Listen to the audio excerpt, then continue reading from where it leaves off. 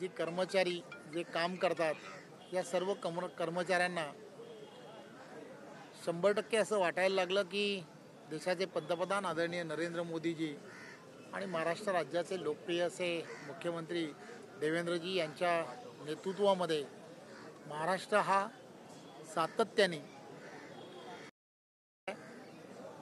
प्रत्येक क्षेत्रातील असणाऱ्या व्यक्तींवरती समाधानकारक असे रिझल्ट्स हे महाराष्ट्रामध्ये येताना दिसत आहेत. 12 बलुतेदारांना वेगवेगळ्या पद्धतीने पुढे नेण्याचं काम हे देवेंद्रजींच्या नेतृत्वात होत आहे आणि म्हणून हे सर्व कामगार क्षेत्रसुद्धा आता मागे राहणार नाही असं भावना या सर्व कामगार क्षेत्रामध्ये आता रुजायला लागली आहे आणि म्हणून ही तर सुरुवात आहे. इंडिगोचे असणारे जवळजवळ मुंबई असेल किंवा गोवा असेल या सर्व भागातील असणारे 2,500 जास्त कामगार जे आहेत हे आज योगेश आवळेजी आहेत यांच्या नेतृत्वामध्ये आज सर्वजणांनी भारतीय जनता पार्टीमध्ये प्रवेश केलेला आहे. आम्ही या सर्व मंडळींना काम करत असताना किंवा भारतीय जनता पार्टीमध्ये काम करत असताना पार्टीची विचारधारा ही समजून सांगितलेली आहे. इंडस्ट्री जिवंत राहिली पाहिजे आणि इंडस्ट्री जिवंत राहत असताना आपलंही चांगलं झालं पाहिजे अशा दोन्ही बाजू लक्षात ठेवून येणाऱ्या काळामध्ये आपल्याला सर्वांना काम करावं लागेल आणि काम करायचं आहे असं त्यांना सर्वांना आम्ही अतिशय विनम्रपणे सांगितल्यानंतर त्यांचंही मत तसं झालं की आम्हाला सुद्धा एक चांगल्या विचाराबरोबर येणाऱ्या काळामध्ये काम करण्याची गरज आहे असंही त्यांनी सांगितलं. त्यामुळे आम्ही सर्वजण आज फार आनंदी आहोत. योगेशजी आणि त्यांची पूर्ण टीम ही आता येणाऱ्या काळामध्ये त्या भागामध्ये अतिशय चांगल्या पद्धतीने काम करतील आणि आज एक आनंद यासाठी आहे की एअरपोर्टच्या बाहेर ही सुद्धा पराग अळवाणी असतील त्यांची पूर्ण टीम गेली वर्षानुवर्ष भारतीय जनता पार्टी म्हणून त्या भागामध्ये काम करते.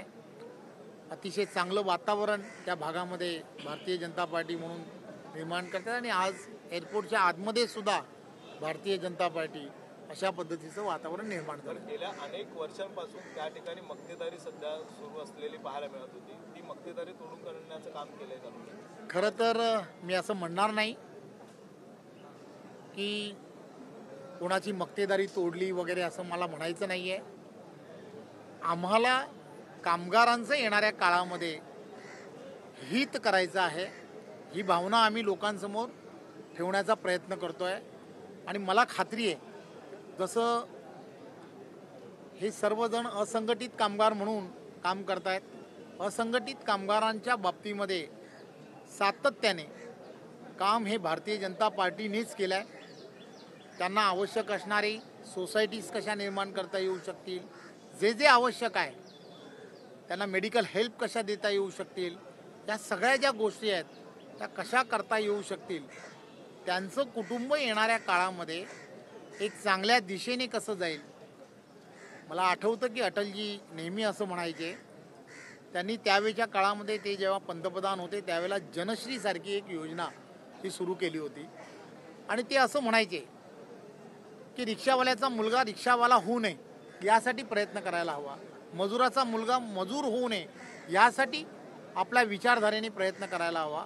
त्याच पद्धतीने याही कामगार क्षेत्रामध्ये ही भावना रुजत ठेवणं की हा कामगार क्षेत्र जे आहे, कामगार क्षेत्रामधील असणारा प्रत्येक कामगार जो आहे त्याला त्याची जी पिळवणूक होत असते ती पिळवणूक न होता त्याचे जी स्वप्न आहेत त्या स्वप्नाचा आम्ही कुठेतरी आधार व्हावं असं आम्हाला वाटतं. एक राजकीय प्रश्न, मुख्यमंत्री वर्षा बंगल्यावर जात नाहीत कारण की त्या ठिकाणी कामाख्या देवीची शिंग आहेत ती लॉनमध्ये पुरली गेलेली आहेत असं संजय राऊत म्हणतात. कसं बघतात? खरं तर आज मला माहीत नाही, मीही सकाळी हे सगळं ऐकलं. संजय राऊत यांच्या प्रश्नांचं किती तुम्ही गांभीर्याने का घेता मला माहीत नाही. गांभीर्याने फार घ्यायचं नसतं असं मला वाटतं. दुसरीकडे पाहायचं तर कुठंतरी एकनाथ शिंदे नाराज आहेत का असे प्रश्न देखील निर्माण होत आहेत. काल देखील ते बैठकांना अनुपस्थित होते. आज देखील जर पाहायचं या अगोदरच्या बैठकांसाठी पाहायचं मंत्रिमंडळाच्या तर ते अनुपस्थित राहताना पाहायला मिळालेले आहेत. त्यामुळे चर्चा अशी होते की त्यांची नाराजी ही पालकमंत्र्यांसंदर्भात आहे आणि ती अद्यापपर्यंत सोडवली गेलेली नाही. खरं तर मी एकनाथ शिंदेजींना अतिशय चांगल्या पद्धतीने ओळखतो. आदरणीय मुख्यमंत्री देवेंद्रजी फडणवीस साहेब, आदरणीय एकनाथराव शिंदेजी आणि आदरणीय अजितदादा या सगळ्यांमध्ये अतिशय चांगल्या पद्धतीने बाउंडिंग आहे असं मी वारंवार सांगण्याचा प्रयत्न केला आहे. कदाचित आपलं सर्वजणांच्या मनामध्ये काहीतरी चुकीचे समज असू शकतात. हे तिघंजणं ही त्रिमूर्ती आहेत. तिघंजणं एकत्रपणे जनतेचं भलं कसं व्हावं या दृष्टिकोनातून काम करणारे चांगले नेते आहेत. महाराष्ट्राच्या जनतेची तिघांनाही चिंता आहे आणि आपणही ती चिंता ठेवावी असं मला वाटतं. दुसरीकडे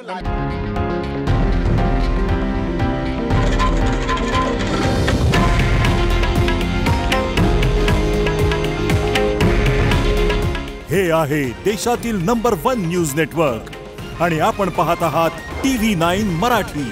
काळजी तुमची, हित महाराष्ट्राचं.